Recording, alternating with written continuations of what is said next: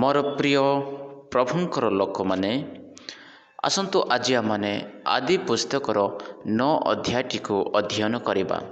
एठारे आमने देखिबा टोटाल 29 गोटी पद रही अछि। आउ एही 29 गोटी पद मध्यरे जो वर्णित ताहा आज आमने प्रत्येक पदरु आमने देखिबा।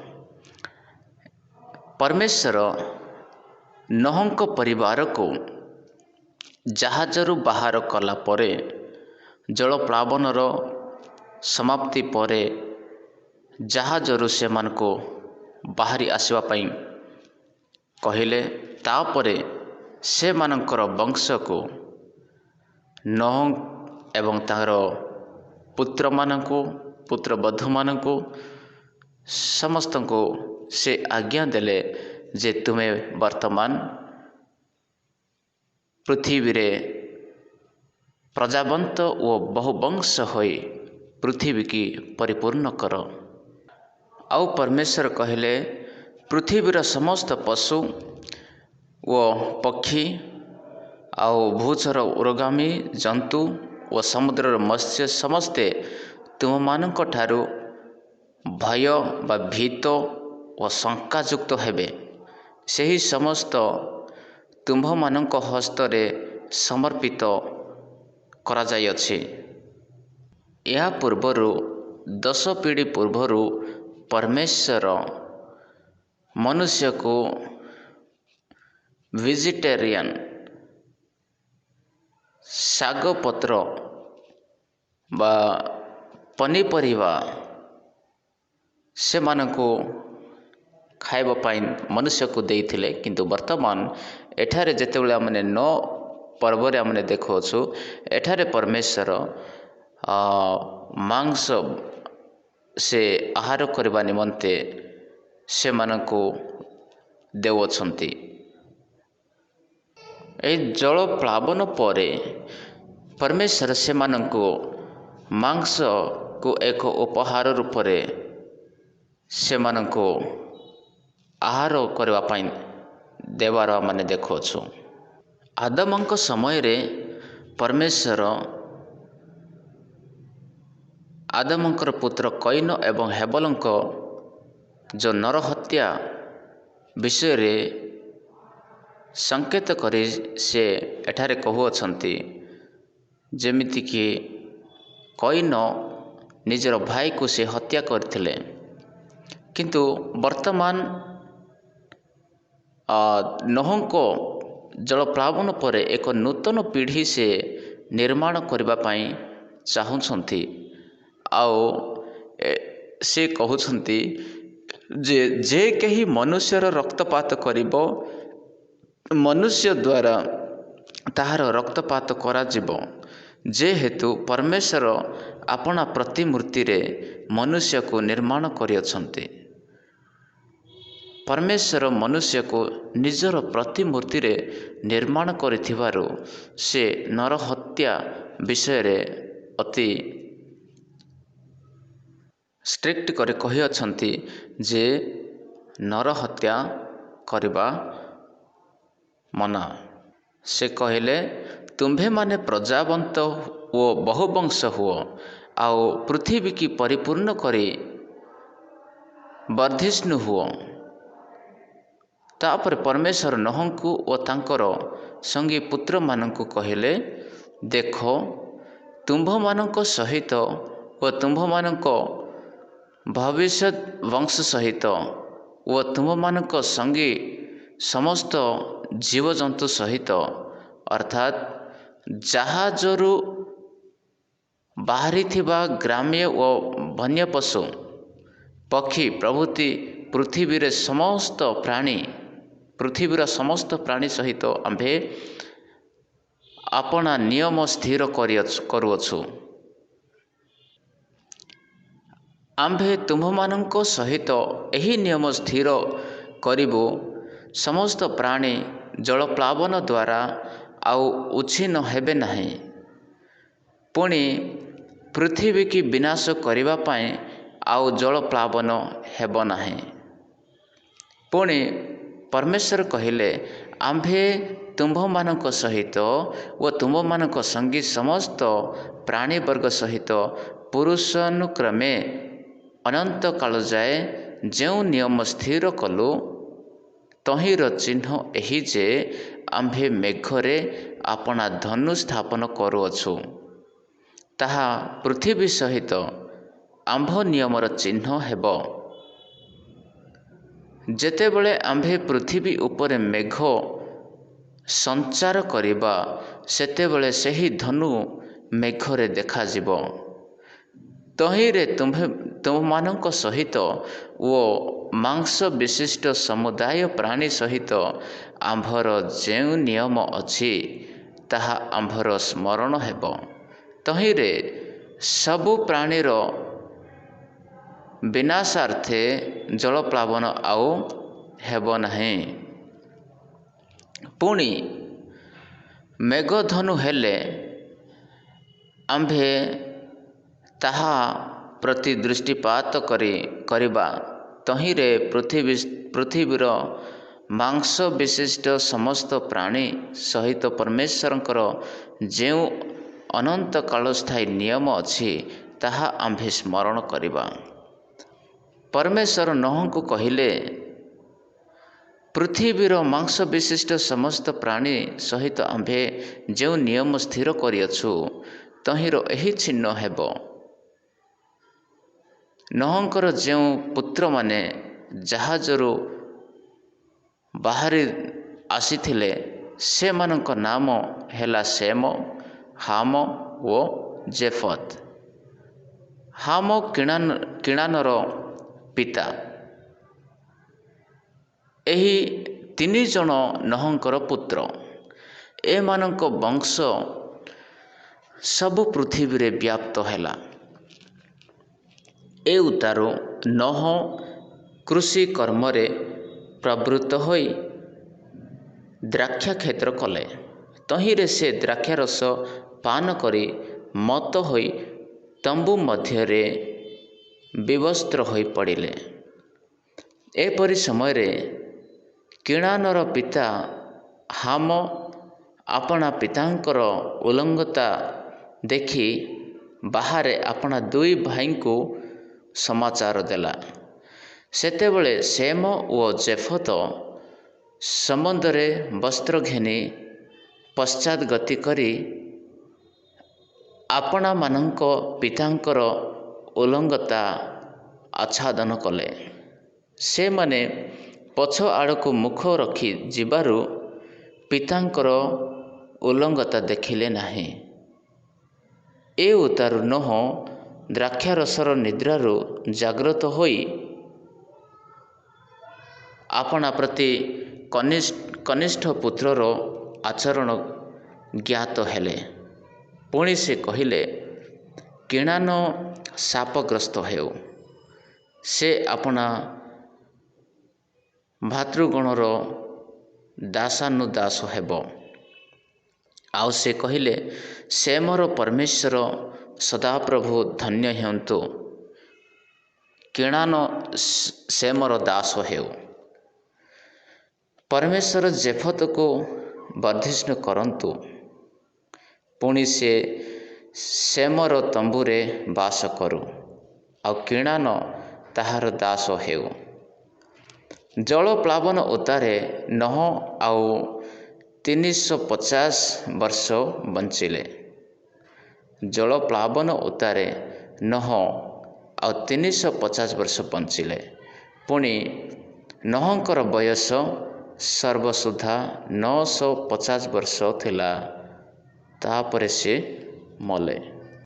ଏହି 9 ପର୍ବରେ ବର୍ଣ୍ଣିତ ନୋହଙ୍କର ଜୀବନୀ ତାର ମୃତ୍ୟୁ ପର୍ଯ୍ୟନ୍ତ 350 ବର୍ଷର ଇତିହାସ ଅଟେ। ଜଳପ୍ଳାବନ ପରେ ନୋହ 350 ବର୍ଷ ପର୍ଯ୍ୟନ୍ତ ସେ ଜୀବିତ ରହିଲେ। ତାପରେ ସେ ମରିଗଲେ। ତାହା ଏହି 9 ଅଧ୍ୟାୟରେ ସମ୍ପୂର୍ଣ୍ଣ ଭାବରେ ତାର ବିବରଣ ଦିଆଯାଇଅଛି। ମୋର ପ୍ରିୟ, ପରମେଶ୍ୱରଙ୍କର ବାକ୍ୟ ଅନୁଯାୟୀ ଦୁନିଆରେ ଜଳପ୍ଳାବନ ପରେ ପରେ ନହଙ୍କ ବଂଶ ପରେ ଅନେକ ଡେଭଲପମେଣ୍ଟ ହେବାର ଆମମାନେ ଦେଖିବାକୁ ପାରୁଅଛୁ। ପରମେଶ୍ୱର କହିଲେ ପ୍ରଜାବନ୍ତ ଓ ବହୁବଂଶ ହୋଇ ପୃଥିବୀକି ପରିପୂର୍ଣ୍ଣ କର ବୋଲି କହିଲେ। ଆଉ ସେହି ପ୍ରକାରେ ଆଜି ଜନସଂଖ୍ୟା ମଧ୍ୟ ଦିନ ପ୍ରତିଦିନ ତାହା ବଢ଼ିବାରେ ଲାଗିଅଛି।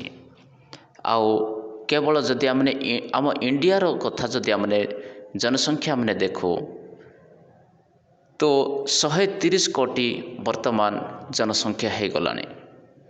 ଆଉ କେବଳ ଆମ ଇଣ୍ଡିଆରେ ଏତେ ଜନସଂଖ୍ୟା ବଢ଼ିଯାଉଛି ଯେ ସମସ୍ତ ପୃଥିବୀ ଠାରୁ ତୁଳନା କରାଯାଏ ତ 48% 48% କେବଳ ଆମ ଭାରତର ଜନସଂଖ୍ୟା ଅଟେ। ଆଉ ଏହି ପ୍ରକାରେ ସମସ୍ତ ଟେକ୍ନୋଲୋଜିରେ ଆଉ ସମସ୍ତ ଜନସଂଖ୍ୟାରେ ସମସ୍ତ କାର୍ଯ୍ୟକଳାପରେ ସମସ୍ତ ଆର୍ଥିକ ଅବସ୍ଥାରେ ଅନେକ କ୍ଷେତ୍ରରେ ପରମେଶ୍ୱର ଡେଭଲପ୍ କରାଉଛନ୍ତି। ସବୁକିଛି ଆଗକୁ ଉନ୍ନତି ହୋଇ ଡେଭଲପମେଣ୍ଟ ହୋଇ ବଢ଼ି ଚାଲିଛି। ଏହା ପରମେଶ୍ୱରଙ୍କର ବାକ୍ୟ ଅନୁଯାୟୀ ହେଉଅଛି ଏବଂ ପରମେଶ୍ୱରଙ୍କର ଏହା ଯୋଜନା ଥିଲା। ଆଉ ପରମେଶ୍ୱର କହିଲେ ନୋହଙ୍କୁ ଆଉ ତାଙ୍କ ପରିବାରକୁ ଯେ ପ୍ରଜାବନ୍ତ ଓ ବହୁବଂଶ ହୋଇ ପୃଥିବୀରେ ପରିପୂର୍ଣ୍ଣ ହୋଇଯାଅ। ଆଉ ସେ ପୃଥିବୀର ସମସ୍ତ ଜୀବଜନ୍ତୁ ଉପରେ ଅଧିକାର ରଖିବା ପାଇଁ ସେ ମନୁଷ୍ୟକୁ ଦେଲେ।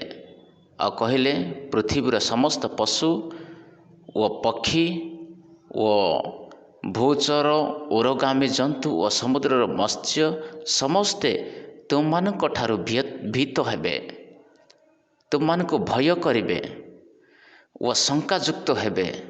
ସେହି ସମସ୍ତ ତୁମମାନଙ୍କ ହସ୍ତରେ ସମର୍ପିତ ଅଟନ୍ତି। ପରମେଶ୍ୱର ଏ ସମସ୍ତ ଜୀବଜନ୍ତୁ ସମସ୍ତ ସୃଷ୍ଟିକୁ ମନୁଷ୍ୟ ହସ୍ତରେ ସମର୍ପିତ କରିଦେଲେ।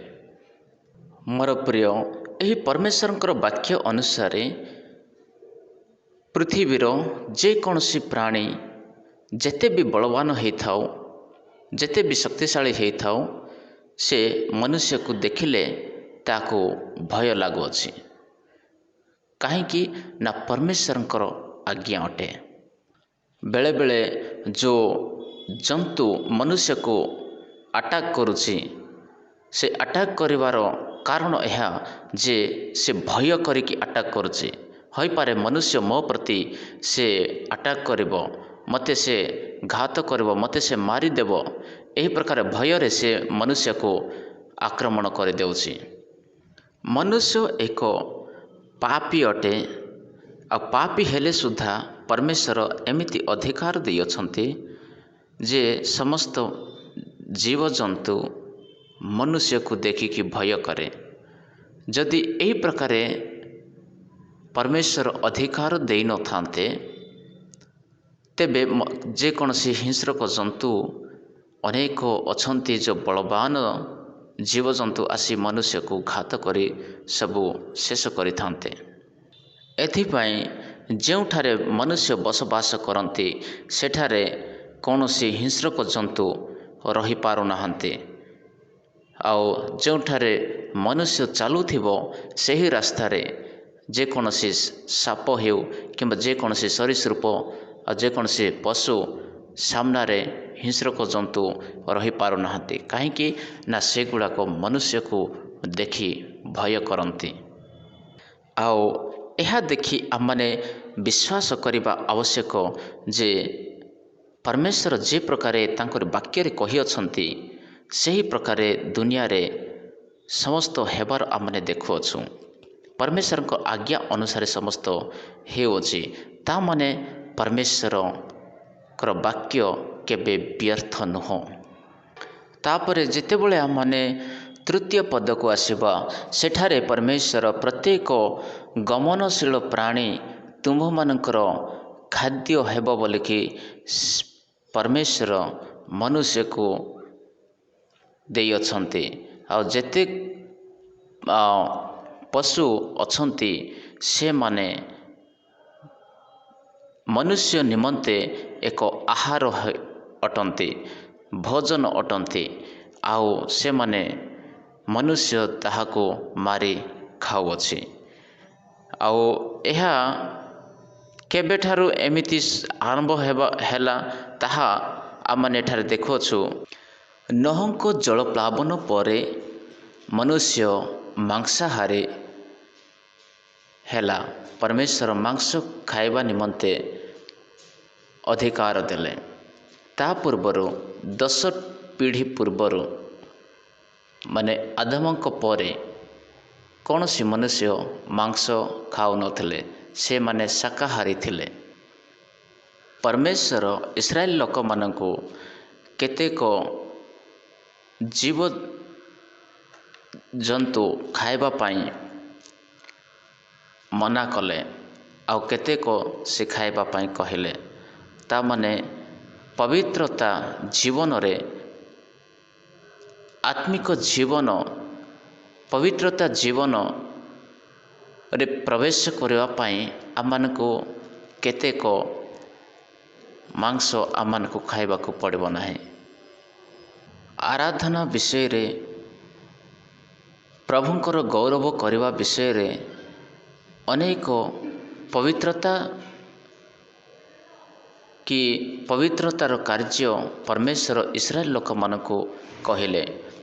ଆଉ ପବିତ୍ରତା ଜୀବନ ପାଇଁ ପରମେଶ୍ୱରଙ୍କ ନିମନ୍ତେ କି ପ୍ରକାର ପଶୁ ତୁମେ ଖାଇପାରିବ ଆଉ କେଉଁ ପ୍ରକାର ପଶୁ ତୁମେ ଖାଇପାରିବ ନାହିଁ, ତାହା ମଧ୍ୟ ଇସ୍ରାଏଲ ଲୋକମାନଙ୍କୁ ପରମେଶ୍ୱର ଜଣାଇଲେ।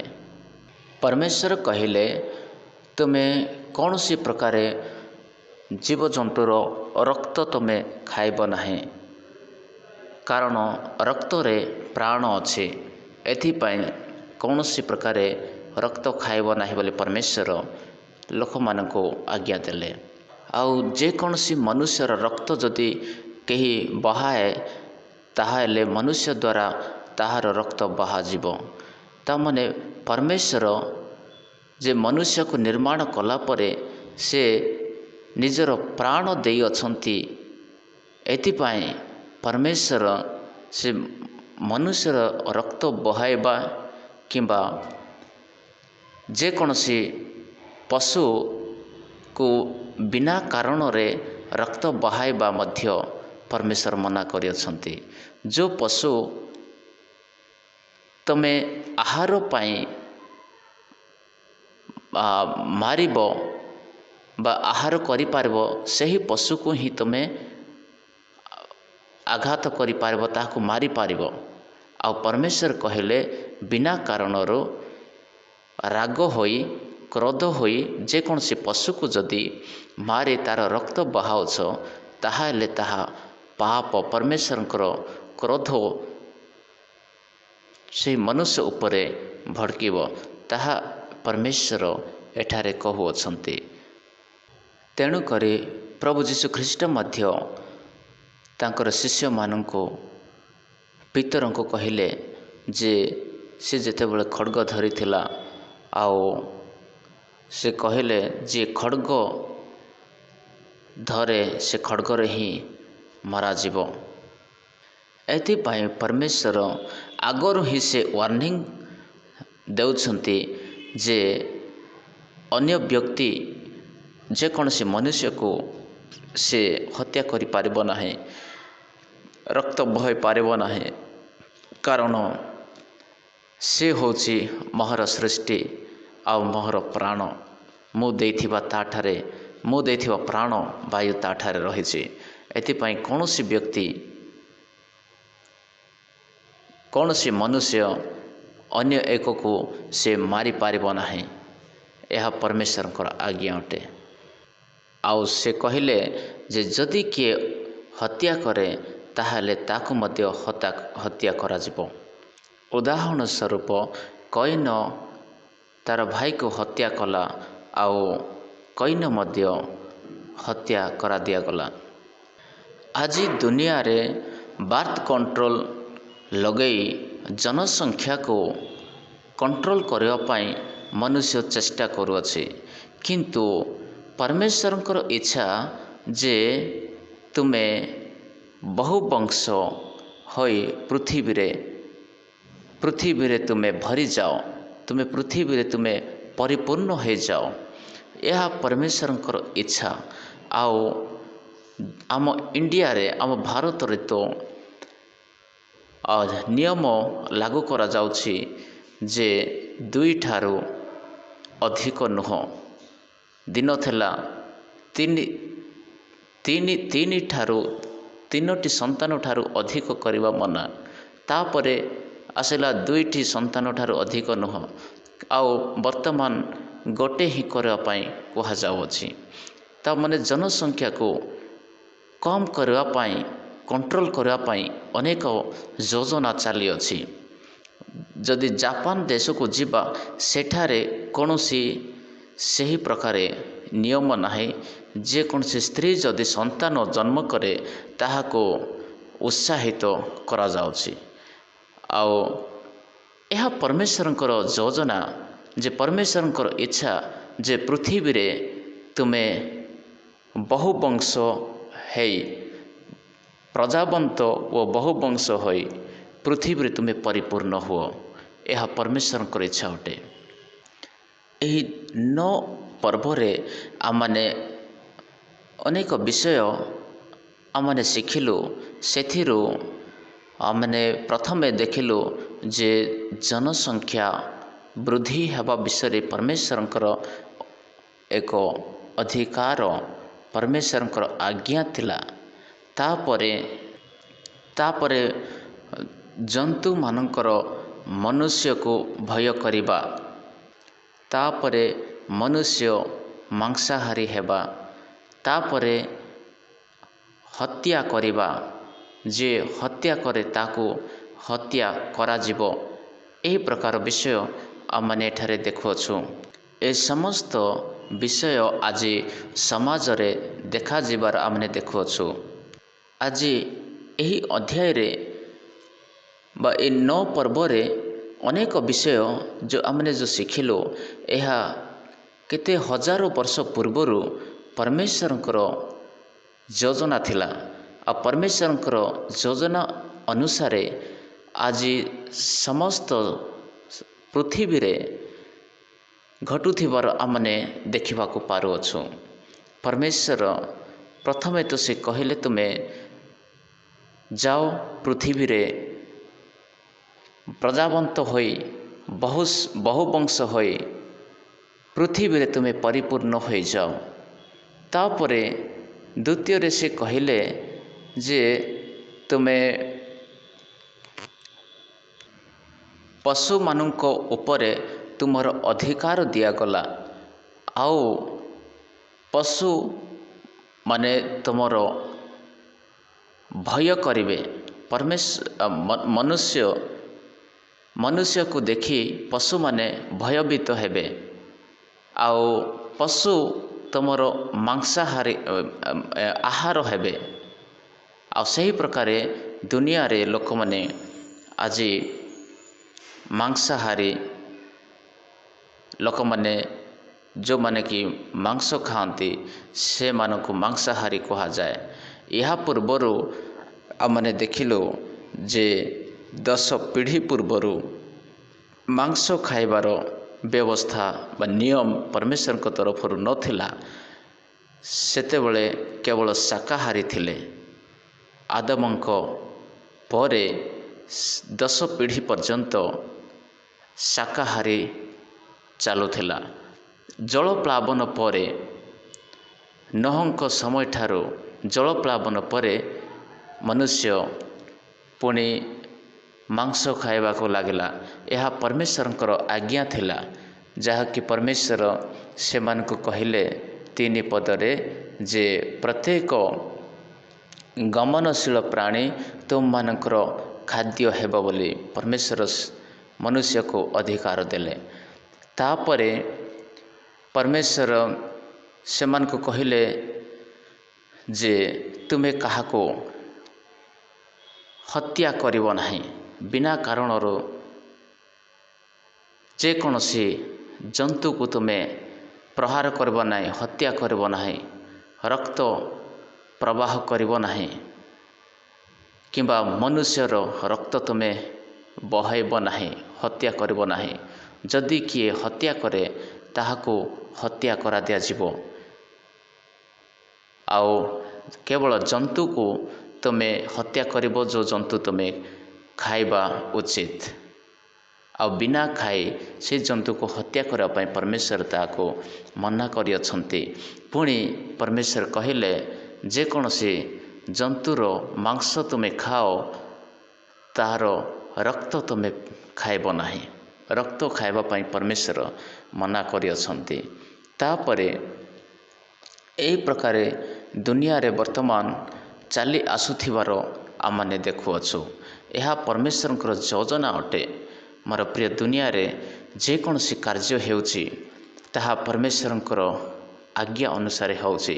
परमेश्वर मनुष्य को तुमे बहुवंश होई पृथ्वी रे परिपूर्ण हो जाओ, यह एक जनसंख्या वृद्धि हेबा एक परमेश्वर को इच्छा एवं आज्ञा अनुसार हेउछि।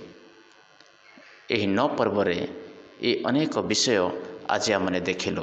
तो परमेश्वर ये वाक्य दे आशीर्वाद करंतु। आमेन।